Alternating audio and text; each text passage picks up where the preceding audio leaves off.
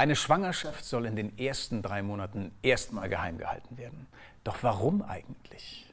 Die erfolgreiche Eiskunstläuferin und Schauspielerin Tanja Schewtschenko hat selbst jahrelang versucht, schwanger zu werden. Und nun will sie mit den Tabus rund um Kinderwunschbehandlung und Fehlgeburten brechen. Schönen guten Morgen. Guten Morgen. Schön, dass du da bist. Ja, ich freue mich auch hier zu sein. Was sagst du denn, wenn du diesen Satz hörst? In den ersten 3 Monaten muss man das geheim halten. Wie geht's dir damit? Ja, ich habe ja damals das gleiche Prinzip verfolgt und habe ja lange geschwiegen. Und auch bei meiner ersten Schwangerschaft habe ich es noch 3 Monate länger geheim gehalten, bevor ich darüber gesprochen habe. Und durch all die Dinge, die mir halt widerfahren sind, bin ich natürlich darüber ins Nachdenken gekommen. Wodurch kommt das denn überhaupt? Woher kommt dieser Satz und was verursacht er denn bei uns auch? Weil der ist ja schon ganz schön tief in unseren Gedanken verankert. Man hat das so gelernt und man muss das so machen. Es bringt aber, finde ich, so ein bisschen das Übel mit sich, dass wenn man die ersten 3 Monate nicht über sein Glück sprechen darf, man in Folge ja auch nicht die Möglichkeit wirklich hat, über sein Unglück zu sprechen, wenn es denn in den ersten 3 Monaten passiert. Warum glaubst du, ist das denn so? Warum sagt man das trotzdem? Ja, das ist eine gute Frage, weil man wahrscheinlich nicht drüber spricht, weil man das nicht aufbricht und sagt, weil man nicht das hinterfragt. Ne? Wir nehmen ja vieles einfach so an und sagen, ja, das haben alle so vor uns gemacht, das ist halt so, jetzt machen wir das halt weiter so. Und ja, muss man denn vielleicht, wenn das Leid dann passiert, das teilt man ja dann nicht unbedingt mit jemandem, aber warum eigentlich nicht? Und weil ich habe gelernt in dieser Zeit, dass gerade auch Fehlgeburten irgendwo zum Kinderbekommen ja auch teilweise dazugehört. Also fast jede 6. Frau hat irgendwo mal eine Fehlgeburt erlebt. Und eigentlich könnten wir dieses ganze Wissen nehmen und der nächsten Generation schenken, damit sich die nächste Generation nicht so alleine damit fühlt oder auch wieder von vorne das ganze Thema aufwühlen muss. Und ich finde es schade, dass das eigentlich durch das Nicht-Besprechen verloren geht. Umso schöner, dass du heute da bist und wir darüber sprechen. Denn die Tabus, um dieses riesige Thema zu nehmen, das ist eine deiner jetzigen Lebensaufgaben. Ne? Dein Mann und du, ihr habt schon ein Kind bekommen, ihr habt ein älteres Kind schon, das ihr damals, das sagt man ja auch immer so, auf natürlichem Wege bekommen habt. Was war bei euch der Auslöser zu sagen, ich versuche es jetzt mal mit einer Kinderwunschbehandlung? Ja, unsere Jonah, die ist relativ unkompliziert damals 2010 entstanden, ist dann 2011 geboren worden. Das ging alles so ratzfatz, so fast wie man sich das wünscht. Und einige Jahre danach hat man ja relativ schnell dann diesen Wunsch auf ein zweites Kind und das klappte halt nicht. Und wir wussten halt nicht, warum. Klar, ich war schon älter, man ist dann erstmal davon ausgegangen, vielleicht liegt es eben am Alter, mit Ende 30 hat man das halt nicht mehr so zu erwarten. Auch wieder etwas, was man erstmal so gelernt hat. Und irgendwann war die Zeit, aber es verging ein Jahr und über ein Jahr natürlich war ich ja auch beim Frauenarzt und habe mich besprochen und. Aber es passierte halt nichts.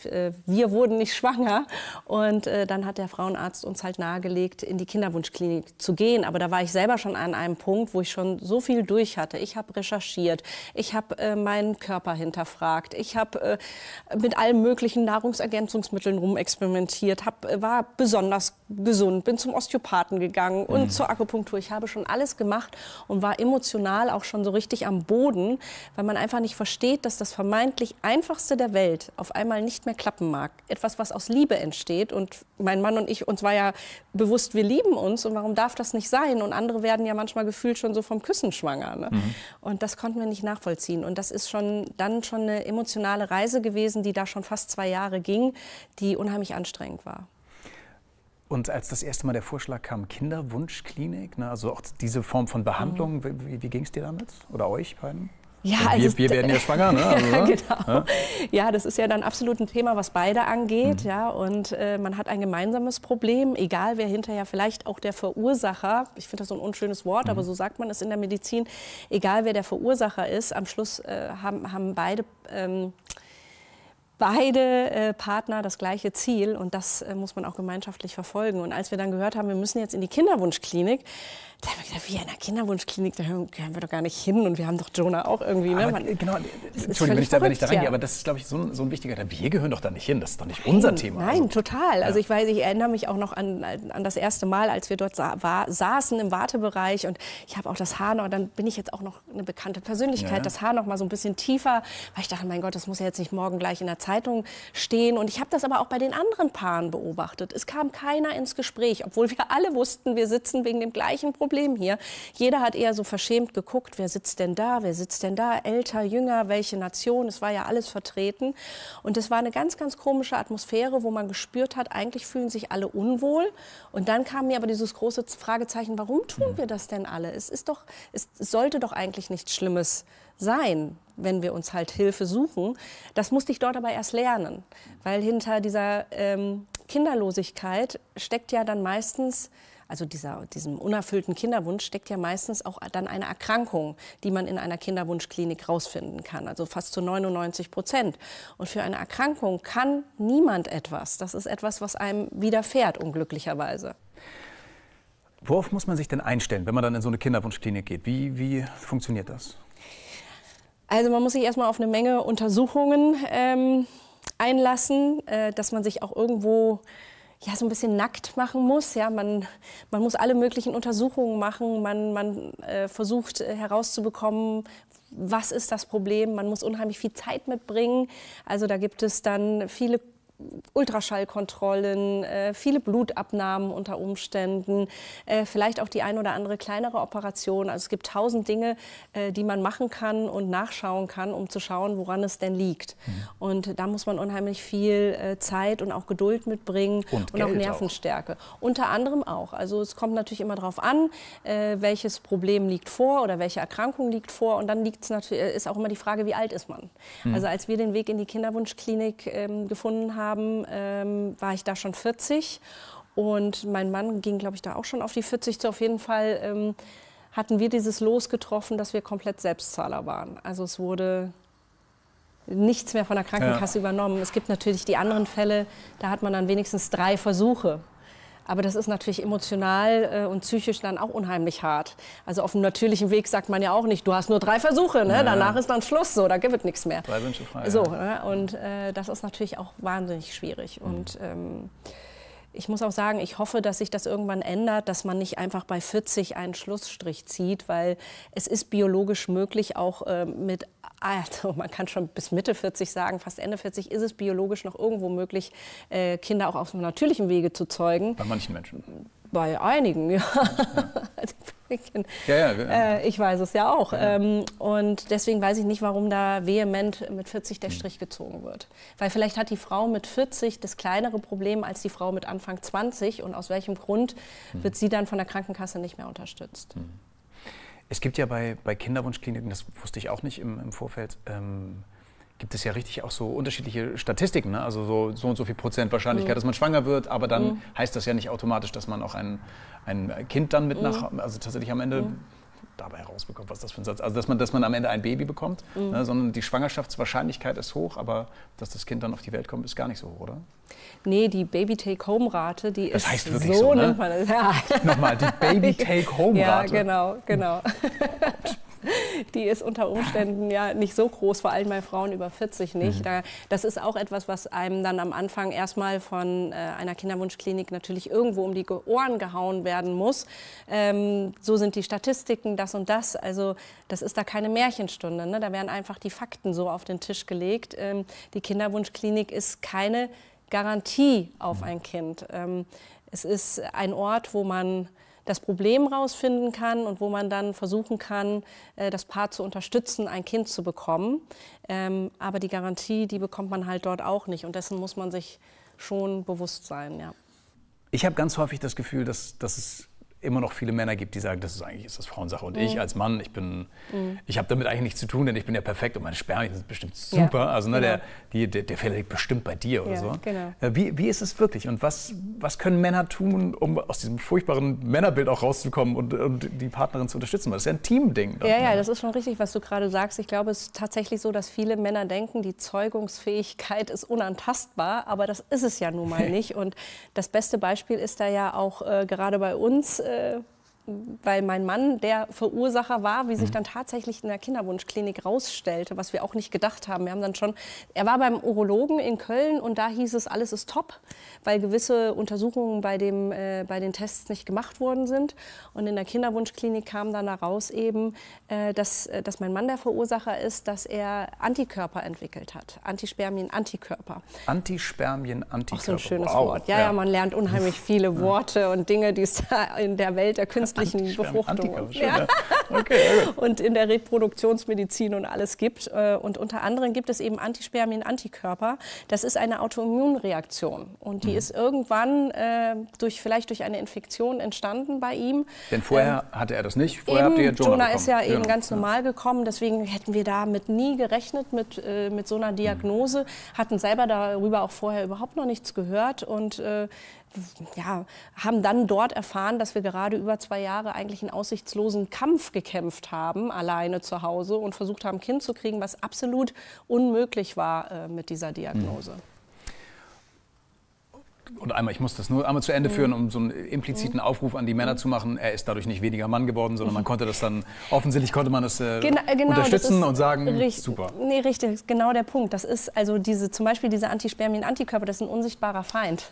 Also das hat ja auch im Sexualleben überhaupt nichts verändert oder irgendwie was. Man konnte das an nichts spüren. Und das ist, glaube ich, aber, was die Männer dann oft denken, dass man dann als Mann verurteilt wird, ja, du kannst das nicht, du schaffst das nicht, du bringst das nicht und. Und das ist ja dann auch wieder dieses Schamgefühl, was man hat. Ja. Also ihr wart unterwegs und euer Weg war schwierig. Kannst du das einmal zusammenfassen, wie die nächsten Jahre dann aussahen? Das waren Jahre. Genau, ja, nach der Diagnose war dann klar, dass wir, oder so hieß es dort anfänglich, dass wir nur schwanger werden können durch künstliche Befruchtung und dass wir da auch direkt in die Königsklasse einsteigen sollten, in diese ICSI, das heißt, ein Spermium und eine Eizelle werden zusammengebracht und mir dann, wenn sich das Ei erfolgreich befruchten lässt, auch eben transferiert, also zurücktransferiert.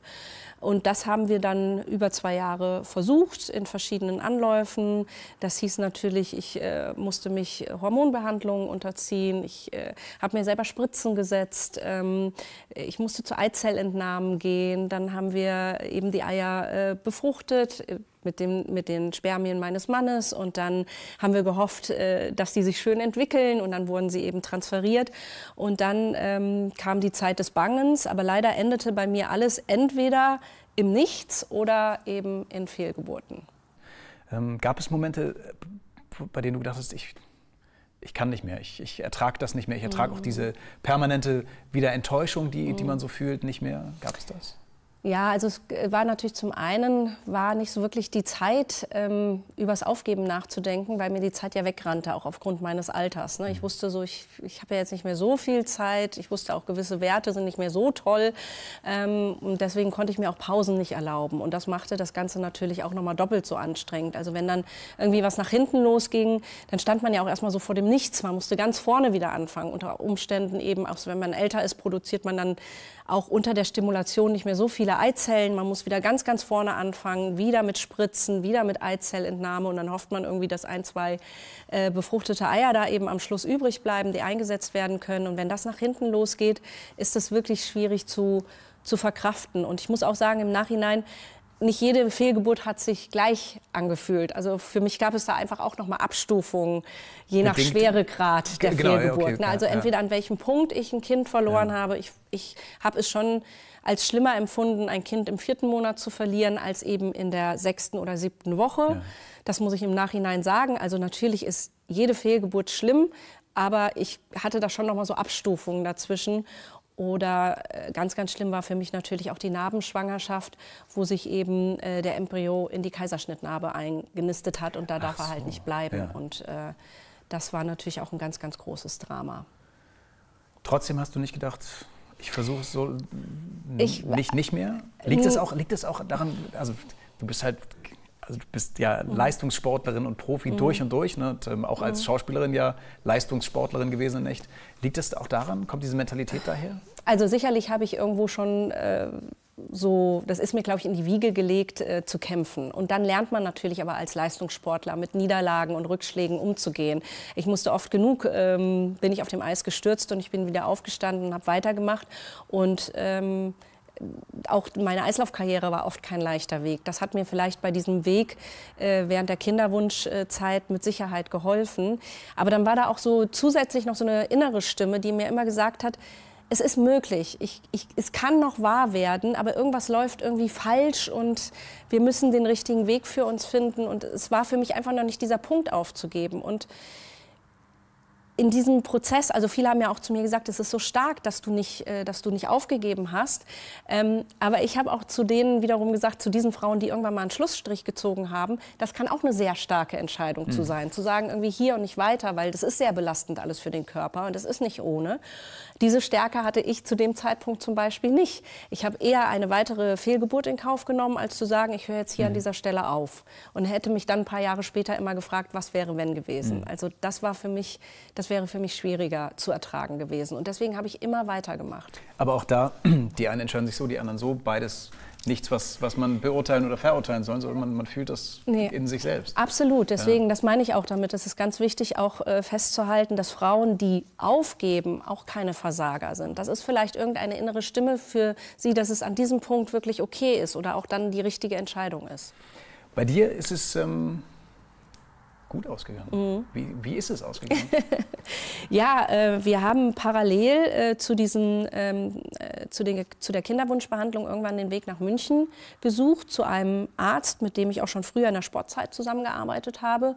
Und der hatte tatsächlich eine Lösung gefunden für die Antispermien-Antikörper. Und Norm hat sich dort in München einer, ich glaube, 6-monatigen Therapie unterzogen. Und danach haben wir ein neues Spermiogramm gemacht und es waren keine Antikörper mehr nachweisbar. Also mein Mann war geheilt, was keiner vermutet hatte, wo es vorher hieß, das ist eigentlich nicht möglich. Und für uns war das dann auch irgendwie, wo wir gesagt haben, ja, nee, alles klar, jetzt irgendwie 5 Jahre sind wir jetzt hier am Rumdoktern und jetzt soll alles wieder beim Alten sein. Ich habe auch gesagt, kann nicht sein. Ich bin aber nicht mehr die Alte, ich bin höchstens alt. Ich bin in dem Sommer dann 43 geworden und ja, dieser unsichtbare Feind war auf einmal weg. Wir konnten das nicht so richtig greifen nach den langen Jahren. Aber wir wurden dann eines Besseren belehrt, weil ich dann 3 Monate später, also nachdem wir wussten, es ist alles wieder gut, dann tatsächlich doch auf natürlichem Wege noch mal schwanger geworden bin, mit 43. Und ihr habt Zwillinge bekommen. Ja, das war ja dann noch der Ober. Und genau, natürlich, Ben schon, Dan schon, dann noch Zwillinge. Und die sind gesund. Kauf 1, krieg 2. Ja, so genau, ja, jetzt doch Minivan, aber die sind gesund.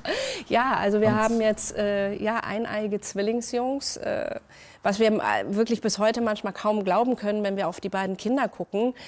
Ich habe das ja damals auch erst in der 3. Untersuchung erfahren, dass es tatsächlich 2 sind. Und das ist für uns ja, so hart uns das Schicksal lange Zeit mitgespielt hat, so reich sind wir dann vom Schicksal am Schluss doch belohnt worden. Und daran sieht man auch wieder, es lohnt sich zu kämpfen und es lohnt sich auch immer seinem Bauchgefühl zu folgen. Mit 43 jetzt nochmal auf natürlichem Wege schwanger zu werden, ist ja ein Wunder. Ne? Deswegen, weil es bei euch wunderbarerweise geklappt hat, heißt es leider nicht automatisch, dass es bei allen, wenn man so... Leider nicht, nein. Also man muss diesen Plan B irgendwo in meinem Hinterkopf haben. Ich hatte ihn dann auch schon irgendwann ausgegraben. Ich habe mich schon angefangen damit auseinanderzusetzen. Okay, vielleicht ist es jetzt so, dass kein anderes Kind noch in unsere Familie findet. Adoption war eigentlich mehr oder weniger auch ausgeschlossen aufgrund des Alters. Ist ja auch alles furchtbar kompliziert in Deutschland, völlig verrückt. Und ich hatte dann irgendwann meinen Plan B entwickelt. Wir hatten uns dann, oder ich habe auch mit meinem Mann überlegt, dass wir ein bisschen Geld zur Seite legen und wenn unsere Tochter dann mit der Schule fertig ist, dann machen wir mit ihr eine Weltreise und zeigen ihr die Welt, wenn sie möchte. Das war unser Plan B. Überraschender Plan B, ne? Also Kinderwunsch oder Weltreise. Ja, Weltreise, genau. Aber eben auch, ich meine, dieses Privileg hatten wir ja dann doch schon, dass wir dieses eine Kind ja wenigstens schon hatten. Und ich glaube, dann hätten wir gesagt, wir machen uns eine schöne Zeit mit ihr.